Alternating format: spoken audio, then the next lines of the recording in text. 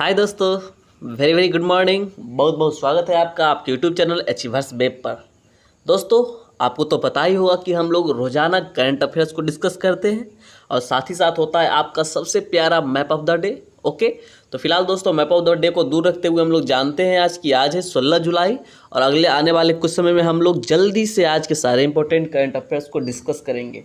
तो बस आपसे एक उम्मीद रखता हूँ, आशा रखता हूँ कि आप लोगों ने अब तक वीडियो को लाइक ज़रूर कर लिया होगा और यदि नहीं किया होगा तो नहीं कीजिए, कोई दिक्कत नहीं है, लेकिन अंत तक जरूर बने रहिए क्योंकि काफ़ी इंपॉर्टेंट न्यूज़ है। और ये जो आपका कंट्री ऑफ द डे अर्थात मैप ऑफ द डे जो होता है वो काफ़ी ही ज़्यादा इंपॉर्टेंट है। ओके, यकीन मानिए यदि रोज़ाना इतना करते चलिएगा ना तो आपका ज्योग्राफी कंट्रोल होता जाएगा। ठीक है दोस्तों, तो फिर से जान लीजिए आज है 16 जुलाई 2021। अब आइए शुरू करते हैं आज के करेंट अफेयर्स को मैप ऑफ द डे के साथ। उसके पहले दोस्तों यदि आप में से कोई नए हैं तो प्लीज़ चैनल को सब्सक्राइब कर लीजिए और पुराने वाले लोग याद करके बेल आइकन, ये जो बेल आइकन है ना, इसको ज़रूर से ज़रूर प्रेस कर लीजिए। ओके, ठीक है ना। अब चलिए मैप ऑफ द डे में हम लोग देखते हैं कि आज कौन सा मैप हम लोगों को पढ़ना है। वाओ, आज का जो मैप है दोस्तों काफ़ी इंपॉर्टेंट मैप है। ओके, कौन सा है? जर्मनी है। ठीक है, जर्मनी के बारे में आप लोगों ने अवश्य सुना होगा। जर्मनी का नाम आते ही आपके सामने चांसलर एंजेला मर्केल का नाम आता होगा। ओके, तो उनके बारे में भी जानेंगे। पहले जान लीजिए कि जर्मनी की राजधानी कहाँ है। तो जर्मनी की राजधानी है दोस्तों बर्लिन। अब इसका देख लीजिए कि ये किससे किससे अपना सीमा साझा करता है। तो आपको साफ साफ दिख रहा होगा दोस्तों कि जर्मनी जो है बेल्जियम, नीदरलैंड, ऊपर यदि आप लोग चलते हैं दोस्तों तो ऊपर देखिए, ऊपर आपको साफ साफ दिख रहा होगा कि डेनमार्क है, उसके बाद इधर पोलैंड है, फिर चेक रिपब्लिक है। ओके, और नीचे देख लीजिए दोस्तों, नीचे स्विट्जरलैंड है। तो इतने सारे देशों से घिरा हुआ है हमारा जर्मनी।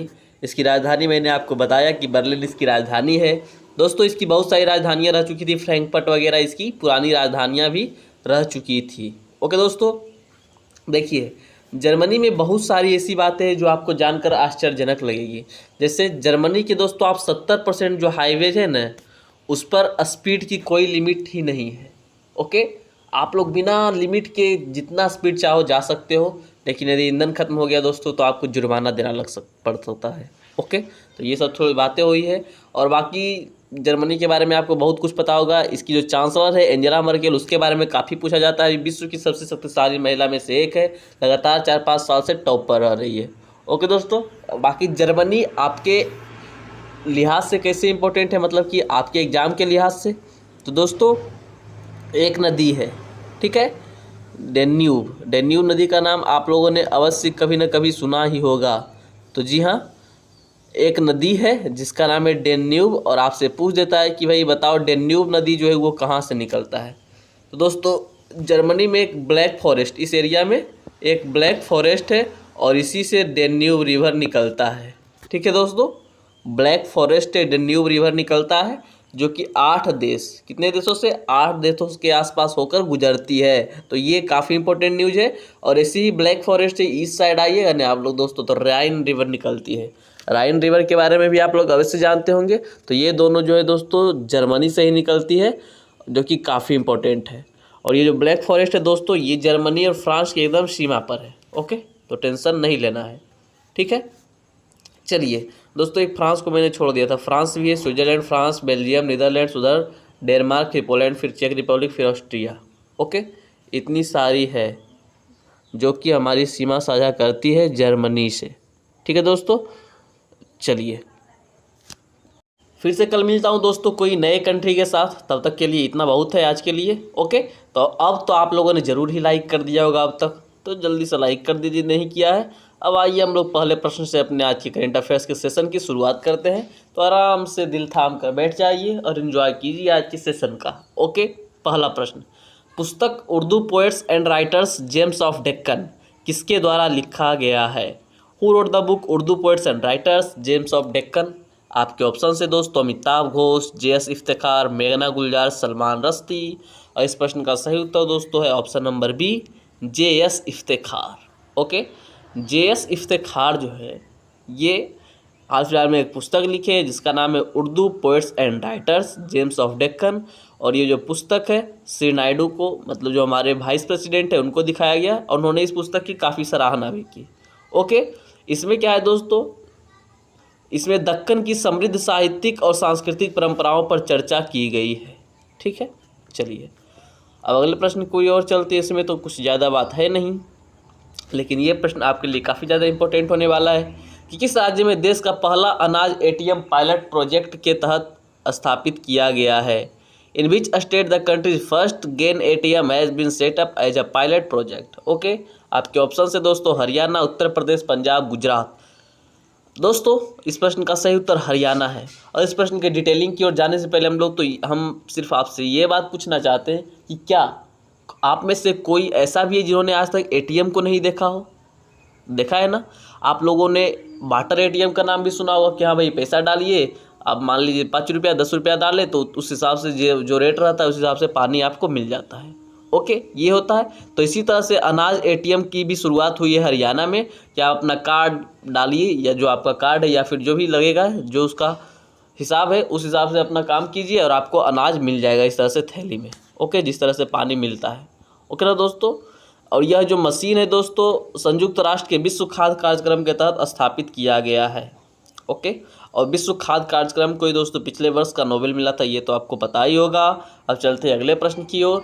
निम्नलिखित में से किस संगठन ने खुदरा निवेशकों के लिए आरबीआई रिटेल डायरेक्ट योजना शुरू की है? Which of the following organisation has launched RBI retail direct scheme for retail investors? आपके ऑप्शन है नाबार्ड, आरबीआई, एसबीआई और एचडीएफसी। और दोस्तों ये तो काफ़ी आसानी प्रश्न था कि आरबीआई रिटेल डायरेक्ट योजना आरबीआई शुरू करेगा। ओके, कोई और बैंक आरबीआई के नाम से ये क्यों शुरू करेगा? तो इस प्रश्न का सही उत्तर काफ़ी ईजी है कि आरबीआई। अब देखिए क्या है ये कि भारतीय रिजर्व बैंक ने खुदरा निवेशकों के लिए आरबीआई रिटेल डायरेक्ट योजना शुरू की है, जिसके माध्यम से वे प्राथमिक और माध्यमिक दोनों सरकारी प्रतिभूतियां को प्रत्यक्ष खरीद और बेच सकते हैं। ओके दोस्तों, चलिए ये तो बात हो गई दोस्तों। अब हम कुछ एक एक्स्ट्रा फैक्ट की बात करते हैं। आप लोगों ने कभी ना कभी आईपीओ को नाम जरूर सुना होगा। अभी जोमेटो का आईपीओ काफ़ी चर्चा में है। तो ये आईपीओ क्या होता है दोस्तों आईपीओ का फुल फॉर्म आप कमेंट करके बताइएगा। ठीक है, मैं बता देता हूँ बस कि आईपीओ क्या होता है। तो आईपीओ होता है दोस्तों कि जब कोई कंपनी पहली बार शेयर बाज़ार में आना चाहती है तो वो जो होता है ना वो आईपीओ होता है। आईपीओ उसका फर्स्ट स्टेज है और आईपीओ के बाद फिर वो ट्रेडिंग में आ जाती है, उसके बाद उसका शेयर बिकने चालू हो जाते हैं। ओके, तो आईपीओ फर्स्ट स्टेप है शेयर बाज़ार का, ध्यान रखिएगा। और जोमेटो फिलहाल ये काम करने वाला है तो इसलिए ये चर्चा में, शायद 17 तारीख तक इसका आईपीओ बिकेगा, उसके बाद बंद हो जाएगा। चलिए अब अगले प्रश्न की ओर चलते हैं। 679 मेगावाट लोअर अरुण जल विद्युत परियोजना विकसित करने के लिए किस देश ने भारत के साथ 1.3 बिलियन अमेरिकी डॉलर के समझौते पर हस्ताक्षर किए हैं? Which country has signed a USD 1.3 billion deal with India to develop a 679 megawatt lower Arjun hydro power project? दोस्तों ध्यान दीजिएगा, लोअर अरुण जल विद्युत परियोजना किसके बीच है? तो भारत और नेपाल के बीच है। ओके, नेपाल ने पूर्वी नेपाल में शंखुबासभा और भोजपुर जिलों के बीच स्थित कौन से शंखुबासभा और भोजपुर जिलों के बीच स्थित है 679 मेगावाट का लोअर जल विद्युत परियोजना, लोअर अरुण जल विद्युत परियोजना। ये दोनों इंडिया और नेपाल मिलकर विकसित कर रहा है, जिसके लिए 1.3 बिलियन अमेरिकी डॉलर के समझौते पर हस्ताक्षर किया गया है भारत और नेपाल के बीच। या फिर इस तरह से बोल लें कि नेपाल में शंखुबासभा और भारत में भोजपुर या फिर बिहार के भोजपुर जिलों के बीच। ओके, तो ये बातें हो गई। अब चलते हैं अगले प्रश्न की ओर। एक निधन से रिलेटेड प्रश्न आपके सामने है। मिस्टर वंडरफुल के नाम से मशहूर पॉल ऑर्नडॉर्फ का हाल ही में निधन हो गया है, वह क्या थे? Mister Wonderful Paul Orndorff passed away recently, he was an what? Okay, आपके ऑप्शन से लेखक, पहलवान, अर्थशास्त्री और गायक। इस प्रश्न के सही उत्तर है दोस्तों ऑप्शन नंबर बी, अर्थात पहलवान। ओके, पहलवान थे आपके कौन? मिस्टर वंडरफुल के नाम से मशहूर पॉल ऑर्नडॉर्फ। और हाल फिलहाल में इनका निधन हो गया है। WWE जो होता है ना, ये सब वगैरह लड़ते रहते थे, मतलब रेसलर थे, प्रोफेशनल रेसलर थे। ओके, चलिए ये अमेरिका के थे, बस इतना ही ध्यान रखना है।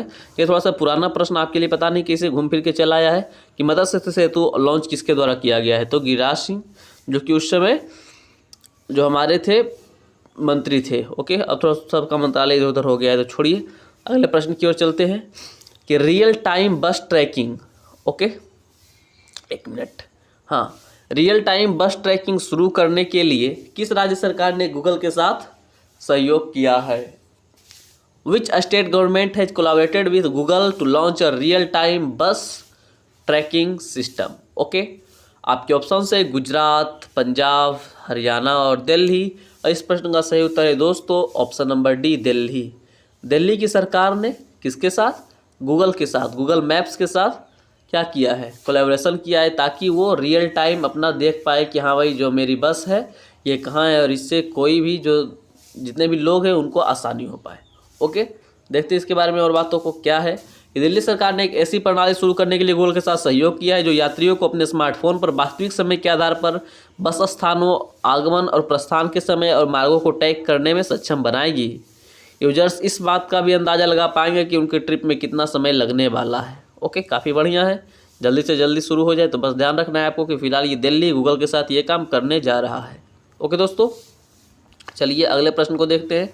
मोदी जी अपना काशी घूमने के लिए आने वाले हैं, तो इनके बारे में जानते हैं कि प्रधानमंत्री नरेंद्र मोदी आज किस राज्य के दौरे पर आ रहे हैं जहां वो 1500 करोड़ रुपए की परियोजनाओं का शिलान्यास व उद्घाटन करेंगे। Prime minister Narendra Modi is visiting which state today where he will lay the foundation stone and inaugurate project worth Rs 1500 crore. Okay, आपका ऑप्शन है दोस्तों उत्तर प्रदेश, बिहार, गुजरात, महाराष्ट्र। इस प्रश्न का सही उत्तर है दोस्तों उत्तर प्रदेश, अर्थात कि उत्तर प्रदेश के काशी में आ रहा है दोस्तों हमारे मोदी जी। ओके, सॉरी दोस्तों, एक बात और ध्यान रखिएगा, कल आपको पता ही होगा कि गुजरात में इन्होंने बहुत सारी परियोजनाओं को लॉन्च किया, साइंस सिटी को लॉन्च किया, एक्वेटिक म्यूजियम को लॉन्च किया। तो ये सब ध्यान रखिएगा। और यदि आप लोग कभी जाकर जो गुजरात का जो साइंस सिटी है ना, आप जाइए गूगल पर सर्च कीजिए, उसका फोटो देखिए, काफ़ी शानदार साइंस सिटी बना है। तो फिलहाल आज जो कुछ वहाँ पर अर्थात कि काशी में कुछ चीज़ें होगी तो उसके बारे में फिर बताया जाएगा आपको। ओके, चलिए अगले प्रश्न को देखते हैं कि किस राज्यसभा सांसद को थावरचंद गहलोत की जगह राज्यसभा में सदन का नेता नियुक्त किया है। Which Rajya Sabha MP has been appointed as the leader of the house in the Rajya Sabha replacing Thawarchand Gehlot. तो आपके ऑप्शन से दोस्तों अधीर रंजन चौधरी, पीयूष गोयल, मल्लिकार्जुन खड़गे, इनमें से कोई नहीं। इस प्रश्न का सही उत्तर है दोस्तों पूर्व रेल मंत्री पीयूष गोयल साहब को। ओके, पीयूष गोयल साहब को दोस्तों थावरचंद गहलोत की जगह पर राज्यसभा में सदन का नेता नियुक्त किया गया है। ओके, ये इधर से है, मतलब सत्ता पार्टी की ओर से, कंफ्यूज नहीं होना है। ओके, चलिए अब चलते हैं फिर से अगले प्रश्न की ओर। उसके पहले आप लोग एक बात कमेंट करके बताइएगा, राज्यसभा में जो है विपक्ष के नेता कौन है और लोकसभा में विपक्ष के नेता कौन है, ये दोनों आप कमेंट करके बताइएगा। ओके, तब तक अगले प्रश्न की ओर चलते हैं कि हाल ही में प्रधानमंत्री श्री नरेंद्र मोदी ने कहाँ प्रसाद परियोजनाओं का उद्घाटन किया है। Where did the prime minister Shri Narendra Modi recently inaugurate the Prasad projects. आपके ऑप्शन है कानपुर, इलाहाबाद, लखनऊ, वाराणसी। इस प्रश्न का सही उत्तर है दोस्तों option number D, Varanasi. Okay, प्रधानमंत्री श्री नरेंद्र मोदी ने वाराणसी में विभिन्न विकास परियोजनाओं का उद्घाटन किया, जिसमें परियोजनाओं के तहत पर्यटक सुविधा केंद्र शामिल है। प्रसाद योजना के तहत वाराणसी का विकास चरण 2 और परियोजना के तहत 80 घाट से राजघाट तक क्रूज बोट का संचालन, वाराणसी में नदी क्रूज का विकास वगैरह वगैरह किया गया है। ओके, इस अवसर पर आनंदीबेन पटेल, उत्तर प्रदेश के मुख्यमंत्री श्री योगी आदित्यनाथ और बहुत सारे लोग शामिल थे। बस इतना जानना है आप लोग को कि प्रसाद परियोजनाओं का उद्घाटन वाराणसी में किया गया है, बाकी इससे कोई मतलब नहीं है। ओके, ये प्रश्न सुनकर तो काफ़ी लोग काफ़ी खुश हो गए होंगे जो कि सरकारी कर्मचारी होंगे। क्या है कि केंद्र सरकार ने हाल ही में केंद्रीय कर्मचारियों का महंगाई भत्ता 17% से बढ़ाकर कितना कर दिया है। द सेंट्रल गवर्नमेंट है recently increase the dearness allowance of central employees from 17% to what percentage. आपके ऑप्शन से दोस्तों 20%, 22%, 25% और 28%। अब सेंट्रल एम्प्लॉइज़ को लगा हो कि अब पैसा ही पैसा होगा, लेकिन ऐसा नहीं है। इस प्रश्न का सही उत्तर है दोस्तों फिलहाल ऑप्शन नंबर डी, 28%। ओके, देखते हैं कुछ और बातों को। क्या है कि केंद्र सरकार ने हाल ही में कैबिनेट की बैठक में केंद्रीय कर्मचारियों का महंगाई भत्ता 17% से बढ़ाकर 28% कर दिया और साथ ही साथ नेशनल आयुष मिशन को 4 साल से आगे बढ़ाने की घोषणा की है। इससे मिशन के लिए और बहुत ज़्यादा रुपया खर्च किया जाएगा। इस मिशन के तहत देश भर में 12,000 Ayush health and wellness centre बनाए जाएंगे। ओके, तो बस आपके लिए ये इंपॉर्टेंट था, 17% से बढ़ाकर 28% कर दिया गया है। ये था हमारा आज के सारे प्रश्न। अब हम लोग चलते हैं question of the last day की ओर। क्या है question of the last day? तो कल का प्रश्न आपसे पूछा गया था दोस्तों कि भारत और एशिया का पहला राष्ट्रीय डॉल्फिन अनुसंधान केंद्र कहाँ शुरू किया जाएगा। और ये जो प्रश्न है दोस्तों बहुत ज़्यादा इंपॉर्टेंट है। इस प्रश्न का उत्तर कुछ लोगों ने दिया था कि पटना इस प्रश्न का सही उत्तर है। जी हाँ, आप लोगों ने सही फरमाया, पटना ही इस प्रश्न का सही उत्तर है। अब हम लोग वापस आते हैं अपने आज के प्रश्न की ओर, अर्थात क्वेश्चन ऑफ द डे की ओर। देखते हैं क्या है कि कोरोना वायरस के प्रसार को नियंत्रित करने के लिए कौन सी राज्य सरकार किल कोरोना अभियान शुरू करने के लिए तैयार है। आपके जो ऑप्शंस हैं उसके हिसाब से आप अपने उत्तर का चयन कीजिए और जल्दी से जल्दी ड्रॉप डाउन कमेंट में कर दीजिए, अर्थात पिंग कीजिए कमेंट में अपने उत्तर को। और वीडियो यदि अच्छा लगता है तब भी पिंग कीजिए कि हाँ भाई वीडियो अच्छा है, ख़राब लगता है तो वो भी बात बता ही दीजिए। ओके दोस्तों, अंत तक बने रहने के लिए आप लोग का बहुत बहुत धन्यवाद। मैं शिवम मिलता हूँ आपसे अगले दिन अगले सेशन में। तब तक के लिए अपना ख्याल रखिएगा, कोरोना के सारी गाइडलाइंस को फॉलो कीजिएगा। ओके, यदि तीसरा वेव ना आता है तो बहुत ज़्यादा अच्छा है, लेकिन यदि तीसरा वेव आया तो फिर से 2-3 महीने के लिए सारी चीज़ें अस्त व्यस्त हो जाएगी। ओके दोस्तों, तो मैं फिर से मिलता हूँ अगले दिन, ख्याल रखिएगा। जय हिंद, शिवम साइनिंग ऑफ।